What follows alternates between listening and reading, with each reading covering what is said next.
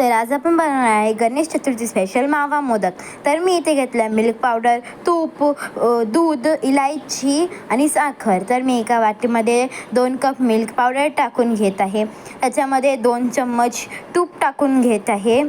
आता आपण याच्यामध्ये थोडी साखर टाकूया आणि थोडी इलायची पावडर टाकूया. आता याच्यामध्ये दूध टाकल्यावर आपण या सगळ्यांना मिक्स करून घेऊया. आता मिक्स करून घेतल्यानंतर आपण याला तव्यामध्ये टाकणार आहे गरम करायला. तर या मिक्सचरला आपल्याला एकदम पावडर होऊ द्यायचं आहे.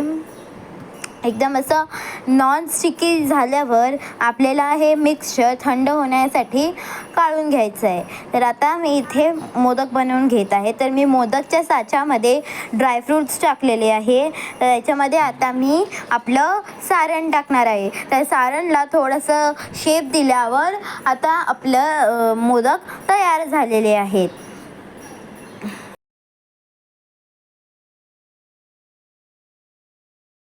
तर असेच आपल्याला 11 मोदक बनवून घ्यायचे आहे. आज आपण हे मंदिरात नाही नेणार, तर घरच्या गणपती बाप्पाला प्रसाद म्हणून दाखवणार आहे.